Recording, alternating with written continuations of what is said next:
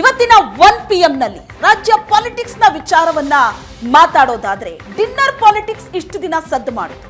ಏನೇನಾಯ್ತು dinner politics ನಲ್ಲಿ ಅಂತ. ಆದ್ರೆ ಈ ಪಾಲಿಟಿಕ್ಸ್ಗೆ ಏನ್ ಕಾರಣ, ನಾಯಕರು ಈ ತರ ಸಮರ ಸಾರಿರೋದಕ್ಕೆ ಏನು ಕಾರಣದ ಬಗ್ಗೆ ಈಗ ಚರ್ಚೆ ಆಗ್ತಾ ಇದೆ.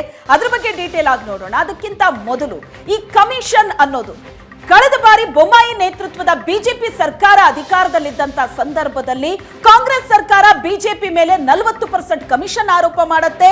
ಅದು ಬಿಜೆಪಿಗೆ ಯಾವ ರೀತಿ ಹೊಡೆತ ಕೊಡ್ತು, ಚುನಾವಣೆ ಮೇಲೆ ಏನ್ ಪರಿಣಾಮ ಬೀರ್ತು ಗೊತ್ತೇ ಇದೆ. ಯಾರು 40% ಕಮಿಷನ್ ಆರೋಪವನ್ನ ಬಿಜೆಪಿ ಮೇಲೆ ಮಾಡಿದ್ರೋ ಈಗ ಅವರ ಮೇಲೆ 60% ಕಮಿಷನ್ ಆರೋಪ ಕೇಳಿ ಬರ್ತಾ ಇದೆ.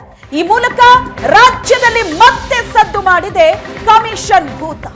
ಬಿಜೆಪಿಯಲ್ಲಿ ಹಣ ಬಿಡುಗಡೆಗೆ 40% ಕಮಿಷನ್ ಆರೋಪ ಮಾಡಿದಂತ ಕಾಂಗ್ರೆಸ್ ಸರ್ಕಾರದಲ್ಲಿ ಈಗ ಕಾಂಗ್ರೆಸ್ ಅಧಿಕಾರದಲ್ಲಿದೆ.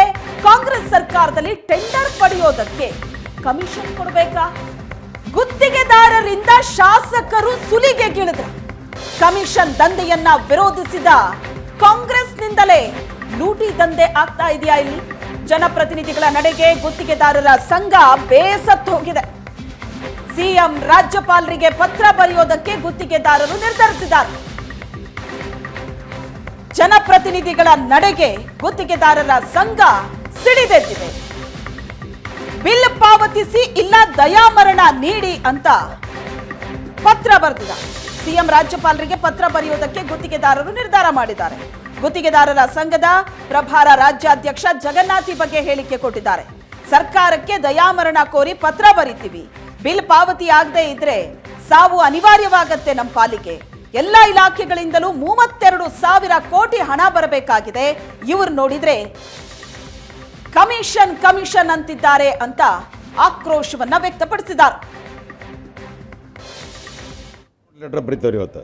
ಕಾರಣ ಪೇಮೆಂಟ್ ಆಗಿಲ್ಲ ಅಂತಂದಾಗ ಮತ್ತು ಅವ್ರು ಸಾಯ್ಲಿರದ ಅನಿವಾರ್ಯ ಅದಲ್ಲ. ಅದಕ್ಕೆ ಅವ್ರು ಕೇಳ್ಯಾರ. ಅದರ ಅವ್ರ ಬಗ್ಗೆ ನೆಗ್ಲೆಕ್ಟ್ ನಾವು ಮಾಡ್ದೇವು ಅಂದ್ರೆ ಅದಕ್ಕೆ ಹೊಣೆಗಾರ ನಾವೇ ಆಯ್ತೇವೆ. ಅದು ಸರ್ಕಾರ ಗಮನಕ್ಕೆ ತರಲಿ, ಅವ್ರು ನಮ್ಮ ಗಮನಕ್ಕೆ ತಂದಾರೆ.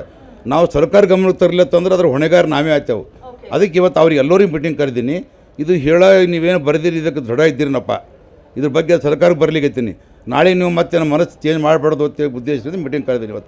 ಇವತ್ತು ಅವರೆಲ್ಲರೂ ಒಪ್ಪಿಗೆ ಕೊಟ್ಟರೆ ಸರ್ಕಾರಕ್ಕೆ ಲೆಟರ್ ಬರಿತೇವೆ. ಅವ್ರು ಸರ್ಕಾರಕ್ಕೆ ಬರಿತೇವೆ, ಗೌರ್ನರ್ಗೆ ಬರಿತೇವೆ, CBIಗೆ ಬರಿತೇವೆ. ಈಗ ಅದ್ರ ಬಗ್ಗೆ ಇವತ್ತು ಚರ್ಚೆ ಅದ.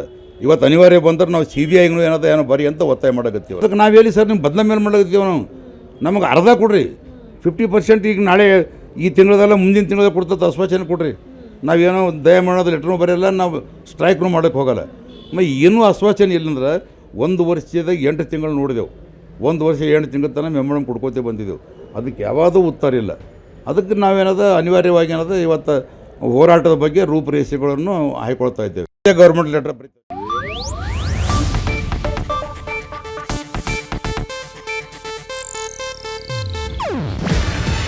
ಇದು ಏಷ್ಯಾನೆಟ್ ನ್ಯೂಸ್ ನೆಟ್ವರ್ಕ್ ಪ್ರಸ್ತುತಿ.